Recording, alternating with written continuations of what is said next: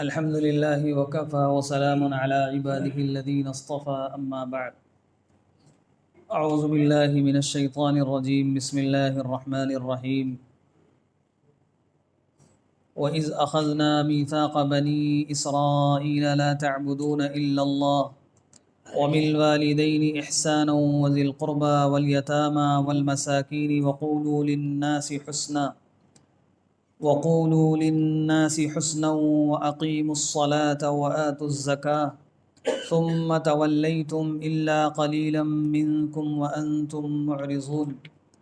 وإذ أخذنا ميثاقكم لا تسفكون دماءكم ولا تخرجون أنفسكم من دياركم ثم أقررتم وأنتم تشهدون ثم أنتم هؤلاء تقتلون أنفسكم وتخرجون فريقا منكم من ديارهم تظاهرون عليهم بالإثم والعدوان وإن يأتوكم أسارى تفادوهم وهو محرم عليكم إخراجهم أفتؤمنون ببعض الكتاب وتكفرون ببعض فما جزاء من يفعل ذلك منكم إلا خزي في الحياة الدنيا ويوم القيامة يردون إلى أشد العذاب وما الله بغافل عما تعملون.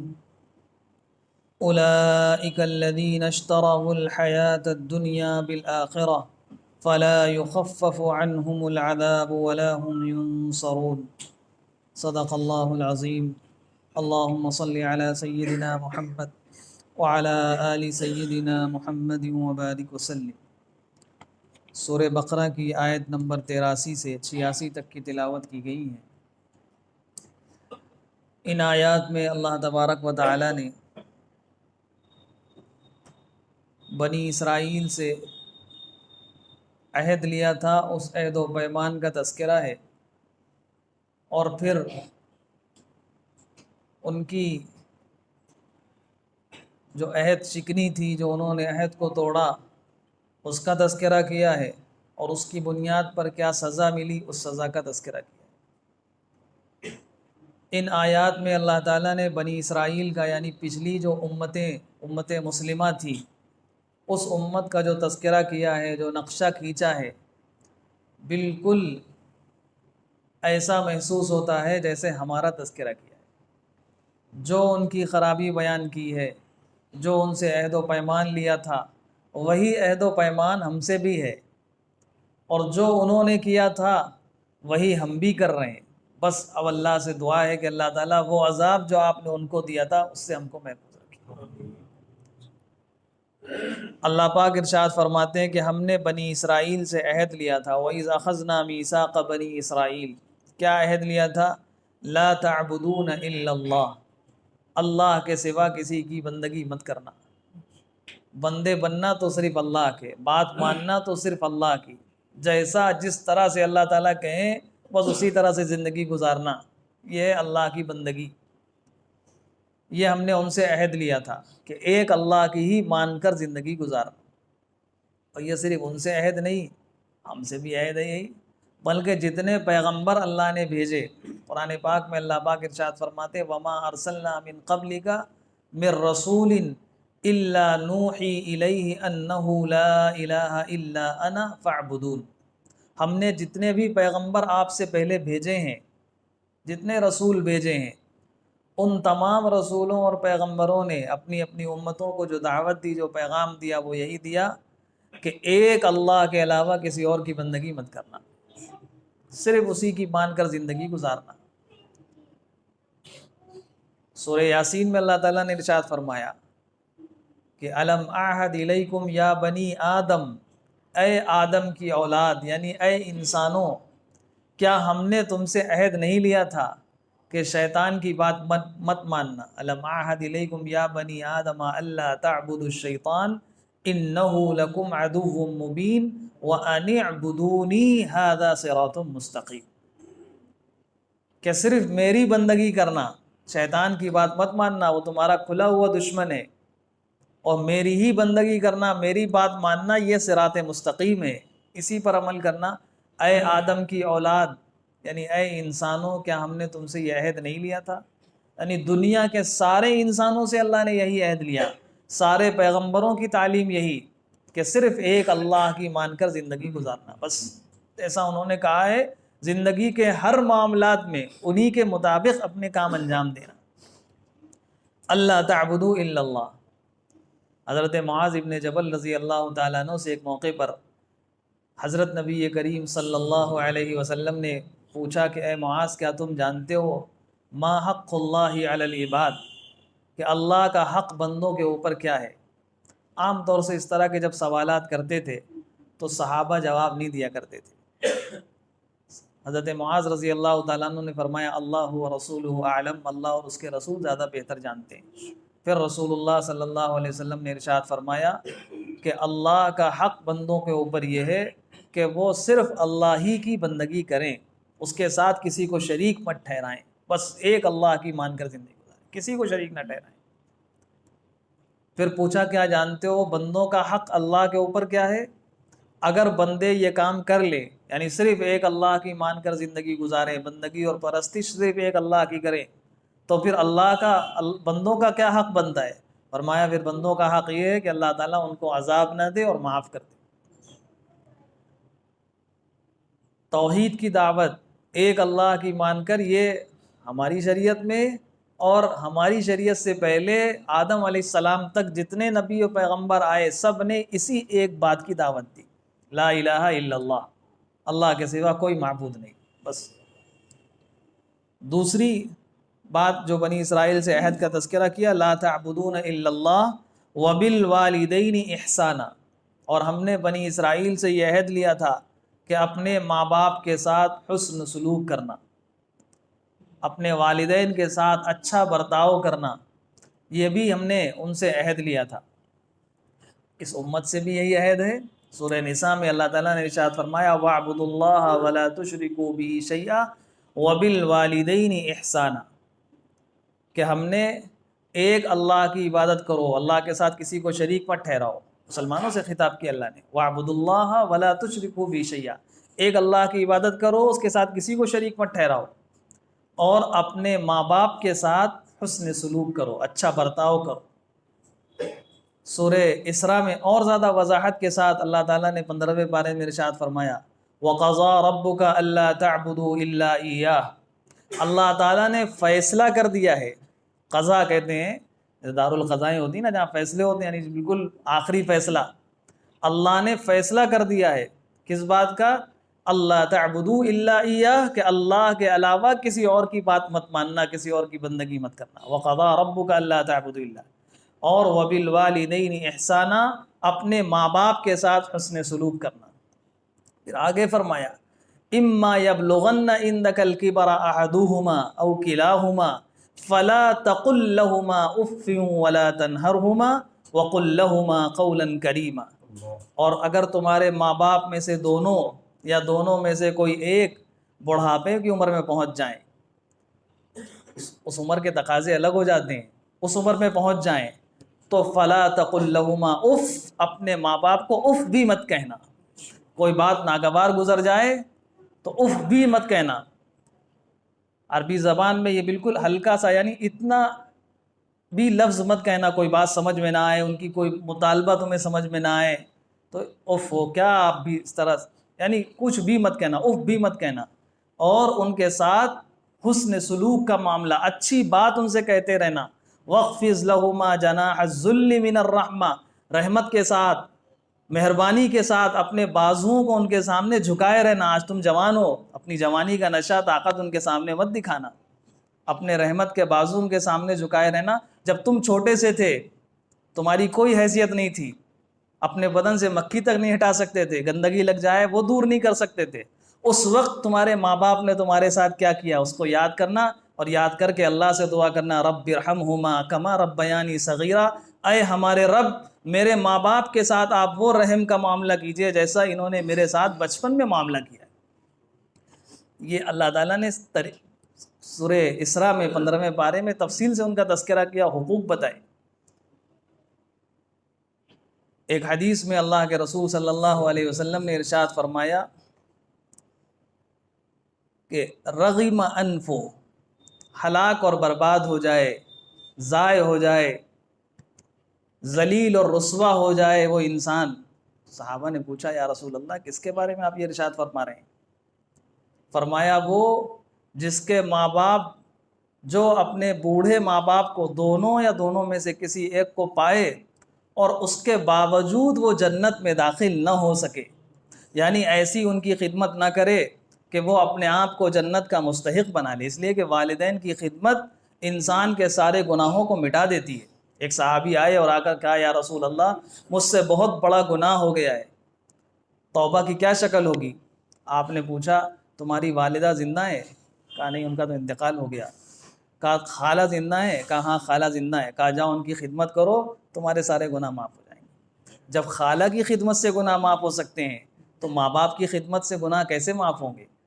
تو کہا بڑھاپے میں کوئی ماں باپ کسی کو ملے اور اس کے باوجود اس کے گناہ معاف نہ ہو سکیں، وہ انسان جنت کا مستحق نہ بن سکے، تو ایسا شخص ہلاک اور برباد ہو جائے۔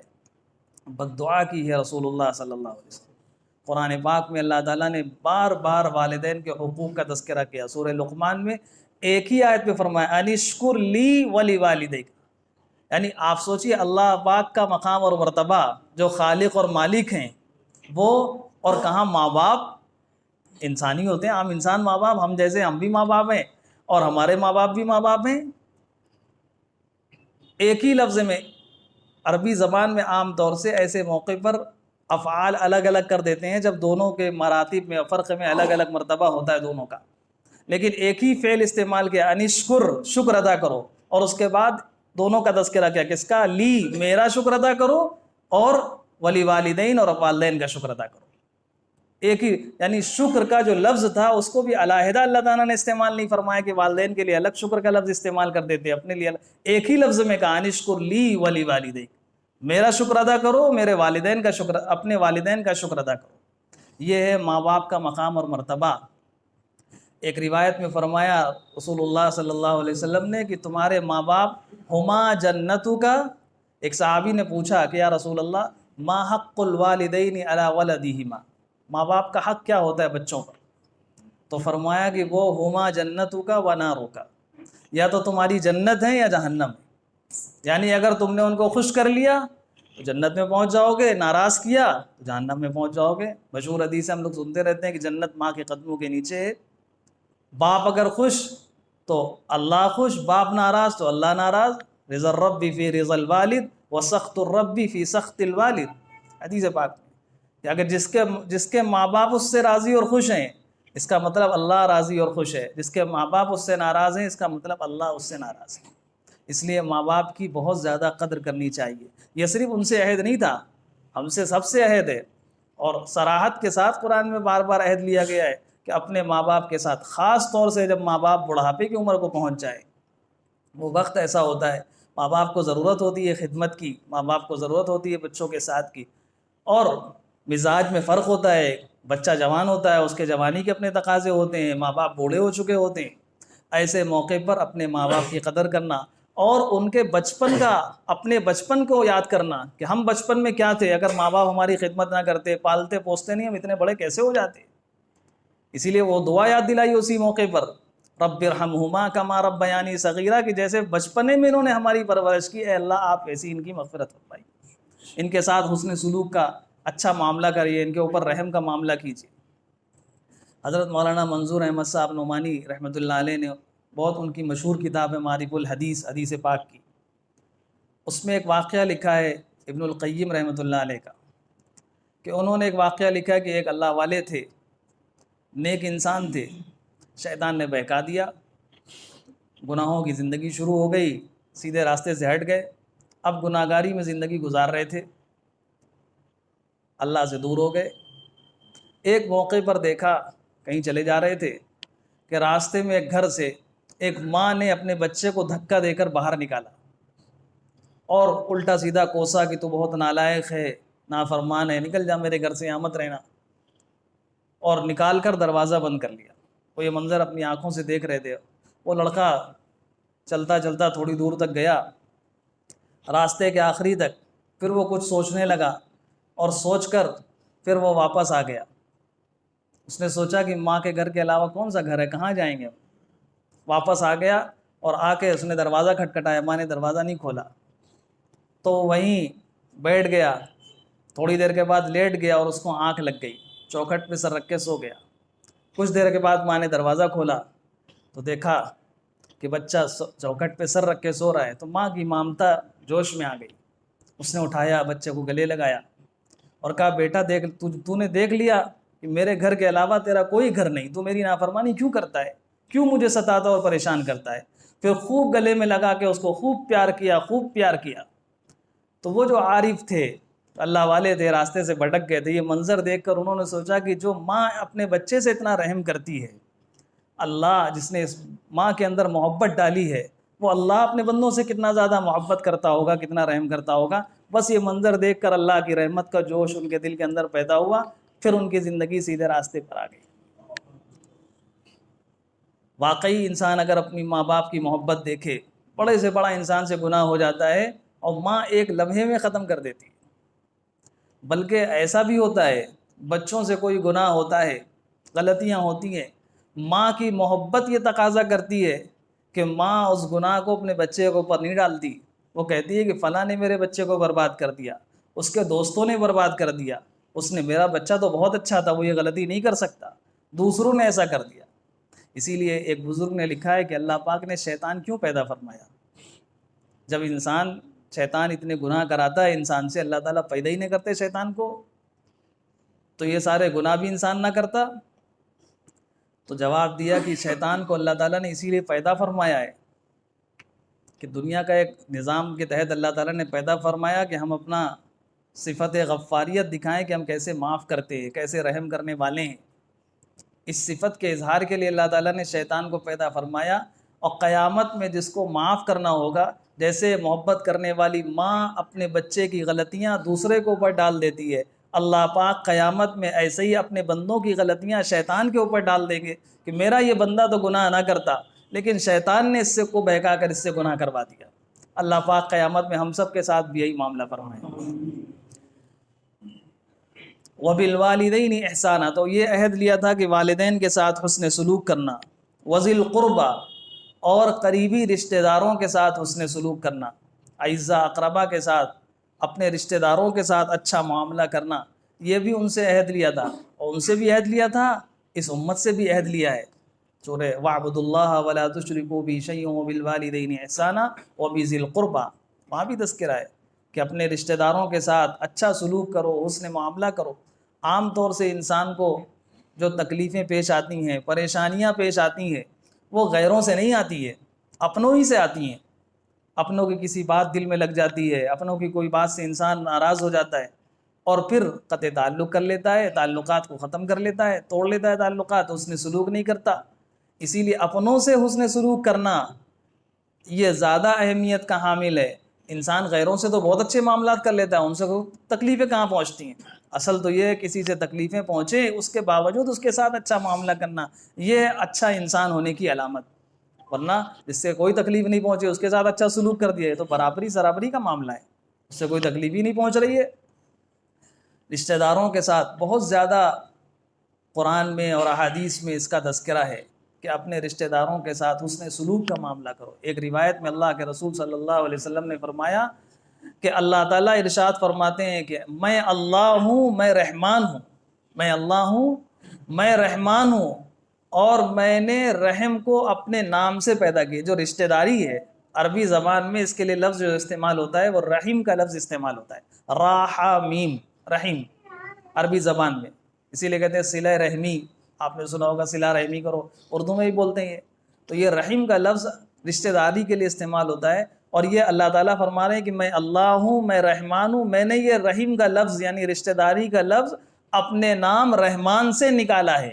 رحمان میں بھی راحمیم ہے، تو میں نے اس نام سے اس نام کو اپنے نام سے نکالا ہے، پس جو رشتہ داری کو جوڑے گا میں اس کو جوڑوں گا، اور جو رشتہ داری کو توڑے گا میں اس کو توڑ دوں گا۔ جو رشتہ ناتوں کو توڑے گا میں اس کو توڑ دوں گا۔ اپنے رشتہ داروں کے ساتھ حسن سلوک کرنا، اچھا معاملہ کرنا، یہ بہت زیادہ خیر کا ذریعہ ہے، اور قطع تعلق کر لینا، ان کو پریشان کرنا، یہ سارے خیر کے دروازوں کو بند کر دینے والا ہے۔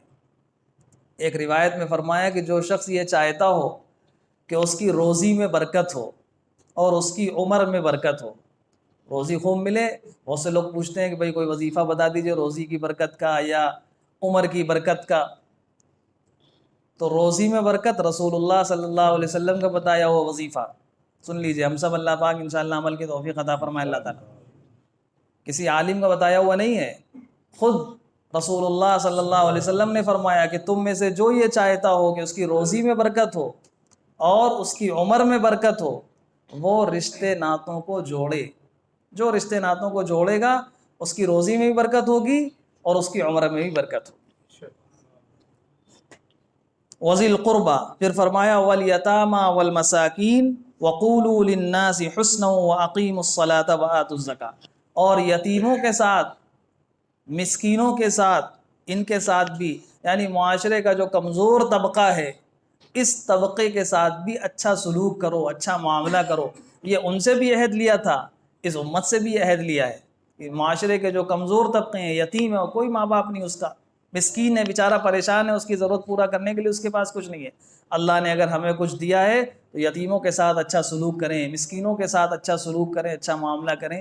ایک روایت میں رسول اللہ صلی اللہ علیہ وسلم نے ارشاد فرمایا کہ جو شخص کسی بیوہ عورت کے لیے کوئی کوشش کرے، کسی بھی طرح کی کوئی کوشش کرے، چاہے جانی ہو یا مالی ہو، اس کی کوئی بھی خدمت کرے، جو کسی بیوہ کے لیے کوئی کوشش کرے یا کسی مسکین کے لیے کوئی کوشش کرے، وہ ایسا ہے جیسا اللہ کے راستے میں جہاد کرنے والا۔ اللہ کی نگاہ میں دین اسلام کا جس کو ذرا سا بھی شعور ہے، اس کو پتہ ہے کہ دین اسلام میں جہاد کا مقام اور مرتبہ کتنا بلند ہے، جہاں انسان صرف اپنا مال خرچ نہیں کرتا بلکہ اس کو جب جاتا ہے تو اس کو یہ پتہ نہیں ہوتا ہم زندہ بچ کر واپس آئیں گے کہ نہیں، اپنی جان ختم کر دینے کے لیے جاتا ہے، اتنا بڑا اس کا اجر و ثواب ہے جہاد کا۔ فرمایا کہ جو کسی یتیم، بیوہ کے لیے یا مسکین کے لیے کوشش کرتا ہے، اللہ کی نگاہ میں وہ ایسا ہی ہے جیسے اللہ کے راستے میں جہاد کرنے والا، اور جیسے پوری رات تہجد پڑھنے والا پابندی کے ساتھ، تھوڑی دیر نہیں، جو پوری رات پڑھتا ہو، پابندی سے تہجد پڑھتا ہو، ویسا ہے، اور دن بھر سارے دن روزہ رکھتا ہو، صائم الدہر، جو ہمیشہ روزہ رکھے، کسی دن گیپ نہ کرے، اللہ کی نگاہ میں ایسا بندہ وہ ہو جاتا ہے۔ کوئی ایسا کر سکتا ہے کہ ساری رات تہجد پڑھے، دن بھر روزہ رکھے، روزانہ روزہ رکھے، اللہ کے راستے میں جہاد بھی کرے، لیکن ہم یہ تھوڑی سی کوششیں کر کے ان بڑی بڑی عبادتوں کا ثواب حاصل کر سکتے ہیں۔ ایک اور روایت تو عجیب ہے، اللہ پاک، اللہ کے رسول صلی اللہ علیہ وسلم ارشاد فرماتے ہیں کہ قیامت کے دن اللہ پاک اپنے ایک بندے کو بلائیں گے اور اس سے پوچھیں، اس سے کہیں گے کہ اے میرے بندے، میں بیمار تھا، تو نے میری عیادت نہیں کی۔ مسلم شریف کی روایت ہے جو حدیث پاک کی کتابوں میں بڑی معتبر کتاب ہے۔ کہیں گے میرے بندے، میں بیمار تھا، تو نے میری عیادت نہیں کی۔ تو وہ بندہ حیرانی سے دیکھا کہ اللہ پاک، آپ اور بیمار، اور پھر میں عیادت کیسے کرتا؟ کچھ سمجھ میں نہیں آ رہا ہے۔ تو پھر اللہ پاک فرمائیں گے کہ میرے بندے، تیرا فلاں پڑوسی یا کوئی رشتہ دار وہ بیمار تھا اور تو نے اس کی عیادت نہیں کی، اگر تو اس کی عیادت کرتا وہاں جا کر تو مجھے اب وہیں پاتا، اس کے پاس پاتا، یعنی میں تمہیں مل جاتا وہاں۔ کتنی بڑی چیز ہے، انسان اگر تصور کرے، سوچے کہ اللہ پاک کس انداز سے پوچھیں گے، میں بیمار تھا، تو نے، گویا کہ وہ بیمار شخص، اس کے بارے میں اللہ فرما رہے ہیں میں بیمار تھا، تو نے میری عیادت نہیں کی۔ پھر اللہ تعالیٰ اس سے کہیں گے کہ میں بھوکا تھا، تو نے مجھے کھانا نہیں کھلایا۔ تو وہ بندہ پھر حیرانی سے کہے گا کہ اللہ، آپ اور بھوکے ہونا اور میں آپ کو کھانا کھلاؤں؟ اللہ اس سے فرمائیں گے کہ فلاں بندہ بھوکا تھا، تجھے معلوم تھا، اگر تو اس کو کھانا کھلاتا تو مجھے وہیں پاتا۔ کسی سے کہیں گے کہ میرے بندے، میں پیاسا تھا، تو نے مجھے پانی نہیں پلایا، وہ بھی ایسے کہے گا کہ اللہ، آپ اور پیاسے؟ اللہ کہیں گے ایک پیاسا شخص تھا، تجھے معلوم تھا، تو نے اس کو پانی نہیں پلایا۔ مطلب یہ کہ انسانوں کی چھوٹی چھوٹی ضرورتیں جو ہم پوری کر سکتے ہیں، اس کو اگر ہم پوری کر دیں گے، ہمیں اللہ پاک کی معیت نصیب ہو جائے گی، اللہ پاک کا قرب نصیب ہو جائے گا۔ ایک اور روایت میں اللہ کے رسول صلی اللہ علیہ وسلم نے ارشاد فرمایا، الخلق عیال اللہ، دنیا میں جتنی مخلوق ہیں اللہ کی، وہ سب اللہ کا کنبہ ہیں، اللہ کا گھرانہ ہے، عیال اللہ ہیں۔ فَأَحَبُّ الْخَلْقِ إِلَى اللَّهِ مَنْ أَحْسَنَ إِلَىٰ عَيَالِهِ، پس اللہ کے نزدیک سب سے زیادہ محبوب انسان وہ ہے جو اللہ کی مخلوق کے ساتھ حسن سلوک کا معاملہ کرے، اچھا معاملہ کرے۔ یہ جتنے انسان ہیں، چرند ہیں، درند ہیں، پرند، جو کچھ اللہ کی مخلوق ہے وہ سب اللہ کا کنبہ ہے، اللہ کا گھرانہ ہے۔ اور واقعی ہے بھی کنبہ۔ گھر کا جو ذمہ دار ہوتا ہے، اس کے گھر کا جو بڑا ہوتا ہے، جس کا گھرانہ ہوتا ہے، جس کا کنبہ ہوتا ہے، اس کے ذمہ کیا ہوتا ہے؟ اپنے گھرانے کی ساری ضروریات کا انتظام کرنا۔ تو اللہ پاک تو ہم سب کی ساری ضرورتیں پوری کر رہے ہیں، تو ان کا کنبہ، ساری مخلوق ان کا کنبہ گھرانہ ہے۔ فرمایا کہ جو میرے کنبے کے ساتھ سب سے اچھا معاملہ کرے گا وہ میری نگاہ میں سب سے پسندیدہ انسان ہوگا۔ اللہ پاک ہم سب کو ایسا بننے کی توفیق عطا فرمائے۔ والیتامی والمساکین، پھر فرمایا وقولوا للناس حسنا، اور لوگوں سے بھلی بات کہو، اچھی بات کہو۔ اس کا بھی ہم نے حکم دیا تھا، کسی سے بات کرنی ہو، گفتگو کرنی ہو تو اچھی طرح سے بھلائی کے ساتھ گفتگو کرو، یعنی تمہارا عمل بھی اچھا ہو، احسان کا معاملہ بھی ہو، اور زبان سے بھی اچھی بات کہو۔ بعض لوگ مثلا ماں باپ کی خدمت کر رہے ہیں، ان کی دوا علاج کا بھی انتظام کر رہے ہیں، کھانے پینے کا بھی انتظام کر رہے ہیں، لیکن زبان کی بہت گندے ہیں، برا بھلا بھی کہہ رہے ہیں، الٹا سیدھا بھی کہہ دے رہے ہیں۔ یہ خیال نہیں کہ ماں باپ کو کس بات سے تکلیف ہوگی، یا رشتہ داروں کے ساتھ اچھا سلوک کر رہے ہیں، کچھ کر رہے ہیں، زبان سے بری بات بھی کہہ دے رہے ہیں۔ تمہارا عمل بھی صحیح ہو ان لوگوں کے ساتھ، اور زبان بھی صحیح ہو۔ وقولوا للناس حسنا واقیموا الصلاۃ وآتوا الزکاۃ۔ سبحان اللہ، ترتیب دیکھیے۔ توحید کا تذکرہ کرنے کے بعد تذکرہ کیا ماں باپ کا، رشتہ داروں کا، یتیموں کا، مسکینوں کا، زبان کے صحیح استعمال کا، پھر آخری میں اللہ پاک نے فرمایا وَأَقِيمُوا الصَّلَاةَ وَآتُوا الزَّكَاةَ، اور نماز قائم کرو، زکوٰۃ ادا کرو۔ یعنی دیندار بننا ہے تو یہ صرف نماز پڑھ کے دیندار نہیں بن جاؤ گے۔ دیندار بننے کا شوق پیدا ہوا تو زکوٰۃ ادا کر کے دیندار نہیں بن جاؤ گے، یہ ساری چیزیں کر کے دیندار بنو گے۔ نماز ادا کرو، زکوٰۃ ادا کرو۔ ثم تولیتم الا قلیلا منکم وانتم معرضون، پھر تم میں سے بہت سے تھوڑے سے لوگوں کے علاوہ سارے لوگ اس عہد و پیمان سے پھر گئے، اور تم تو ہو ہی پھرنے والے۔ وانتم معرضون، آپ ہم سب اپنا جائزہ لیں، ان عہد و پیمان کو دیکھیں اور اپنی زندگی کا جائزہ لیں کہ کتنے لوگ ایسے ہیں ہم میں سے جو اس عہد و پیمان پر پورے اترنے والے ہیں۔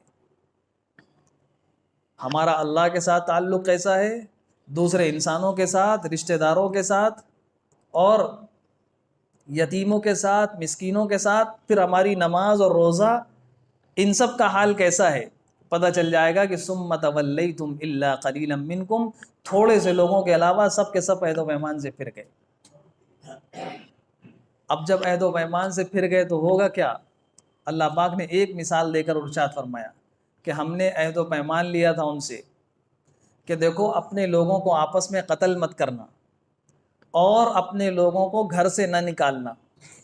مدینہ منورہ میں دو آبادی تھیں یہود کی، اوس اور خزرج، بنو قریظہ اور بنو نذیر۔ ان دونوں میں آپس میں لڑائی ہوتی رہتی تھی، تو جو غالب آ جاتا تھا وہ دوسرے کو مارتا تھا، قتل کرتا تھا، نکال دیتا تھا گھر سے، ان کے گھروں پہ قبضہ کر لیتا تھا، گھر گرا دیتا تھا، جلا دیتا تھا۔ اللہ پاک کہتے ہیں کہ ہم نے عہد لیا تھا کہ آپس میں قتل نہ کرنا اور ایک دوسرے کو مت نکالنا۔ تم یہ کام تو کرتے تھے، آپس میں قتل بھی کرتے تھے اور گھروں سے بھی نکال دیتے تھے۔ ہاں، ایک چیز کا حکم اور دیا تھا، وہ یہ دیا تھا کہ اگر تمہارے کوئی لوگ دوسرے کے قبضے میں چلے جائیں، کوئی ان کو قید کر لے، گرفتار کر لے، تو ان کو چھڑا لینا اپنے قیدیوں کو۔ تو یہ کام کرتے تھے، اپنے قیدیوں کو فدیہ دے کر چھڑا لیتے تھے۔ تو بعض چیزوں پر عمل کرتے تھے، بعض چیزوں پر عمل نہیں کرتے تھے، کچھ باتیں مانتے تھے، کچھ نہیں مانتے تھے۔ تو اللہ پاک نے فرمایا کہ جب تم ایسے تھے کہ کچھ مانتے تھے اور کچھ نہیں مانتے تھے تو اس کی سزا کیا ہے؟ فما جزاء من يفعل ذلك منكم الا خزي في الحیات الدنیا ويوم القیامة يردون الى اشد العذاب۔ جو لوگ ایسا کرتے ہیں ان کے لیے دنیا کی زندگی میں رسوائی ہوگی، ذلت ہوگی، یعنی اللہ تعالیٰ ایسے لوگوں کو ذلیل اور رسوا کریں گے، ذلت دیں گے، ان کی کوئی عزت نہیں ہوگی۔ جو اللہ کے بعض احکام کو مانے اور بعض کو نہ مانے۔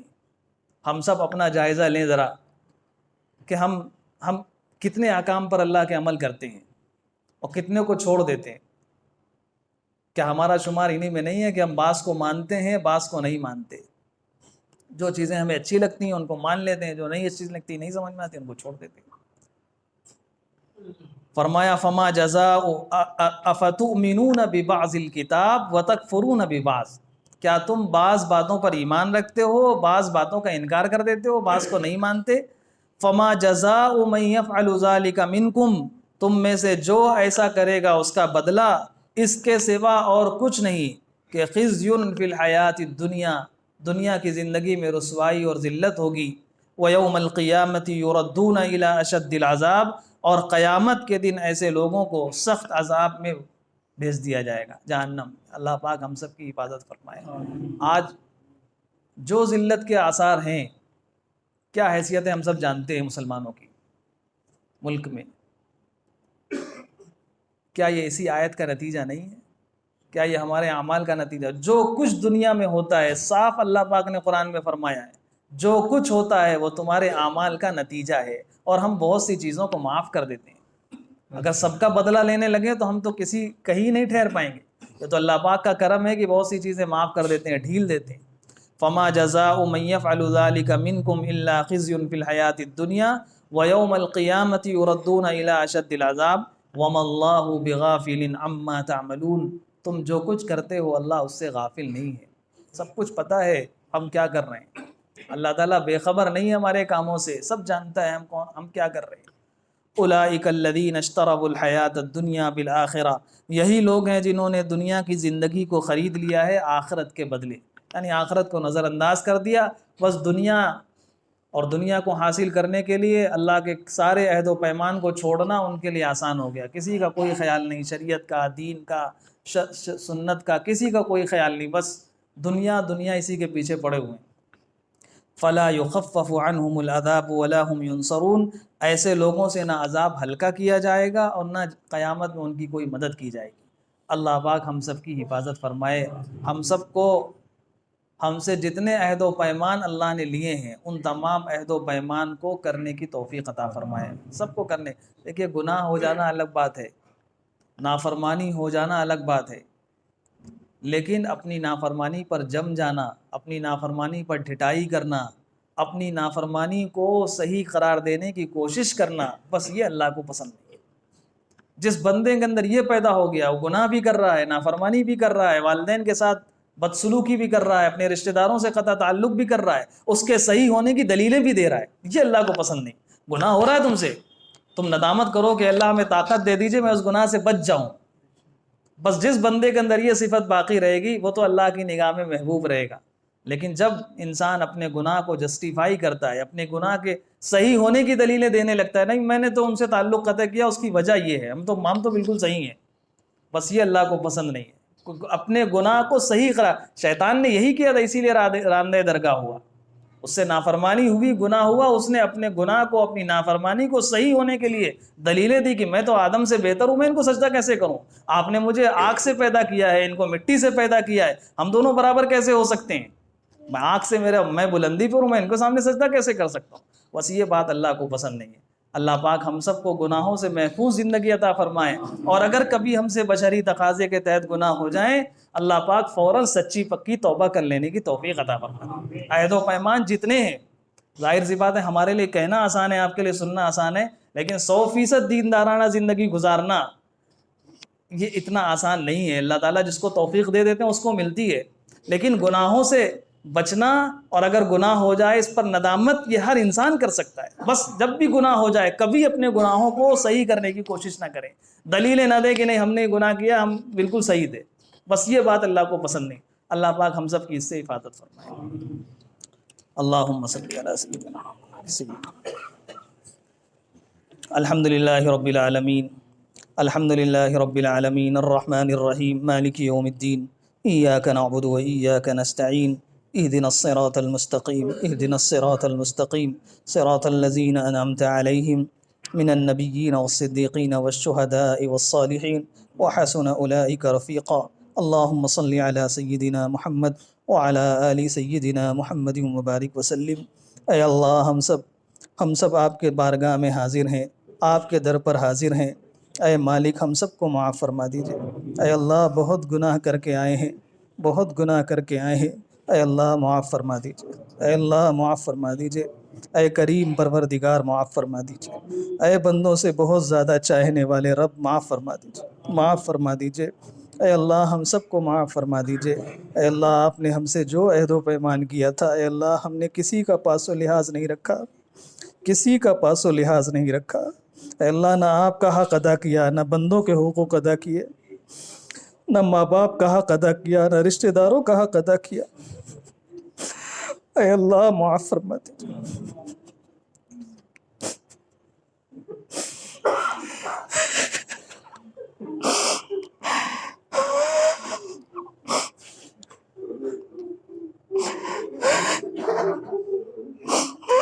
اے خالی جھولیوں پہ بھر دینے والے رب ہم سب کو معاف، اے اللہ معاف فرما۔ اے اللہ دنیا اور آخرت کی رسوائی اور ذلت سے محفوظ فرما، اللہ دنیا اور آخرت کی رسوائی اور ذلت سے محفوظ فرمائیے۔ اے اللہ دنیا اور آخرت کی رسوائی اور ذلت سے محفوظ فرمائیے۔ اللہم لا تخزنی فإنک بی عالم ولا تعذبنی فإنک علی قادر ولا تعذبنی فإنک علی قادر۔ اللہ اے میرے رب، اے میرے پروردگار، اے اللہ ہم آپ کے در پر آ گئے ہیں، آپ کے گھر میں بیٹھے ہیں۔ اے اللہ اے خالی جھولیوں کے بھر دینے والے رب اپنے در سے خالی نہ بھیجیے۔ اللہ بچہ ماں باپ کو بہت ستاتا ہے، ماں کی بہت نافرمانی کرتا ہے، لیکن جب جاتا ہے ماں کے پاس معافی مانگتا ہے، ماں کی محبت تقاضا نہیں کرتی کہ بچے کو بھگا دے۔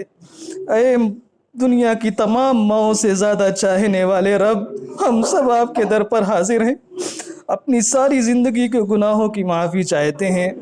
اے میرے مالک ہم سب کو معاف فرما دیجیے، معاف فرما دیجیے، نیکی اور تقوی والی زندگی نصیب فرما دیجیے، نیکی اور تقوی والی زندگی نصیب۔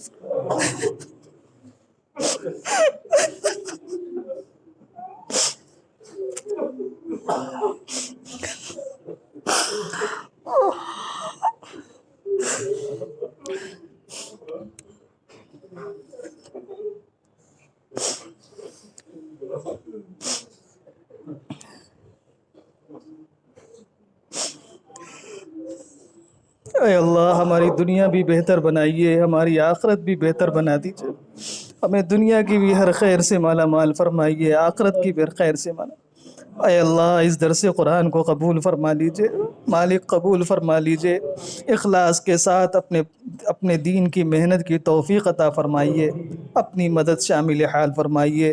آپ کے محبوب صلی اللہ علیہ وسلم نے اپنے لیے اور اپنی امت کے لیے جو خیر مانگا ہو اس میں ہم سب کا حصہ شامل فرمائیے، اور آپ کے محبوب صلی اللہ علیہ وسلم نے اپنے لیے اور اپنی امت کے لیے جن شرور و فتن سے پناہ مانگی ہو اس سے ہم سب کی حفاظت فرمائیے۔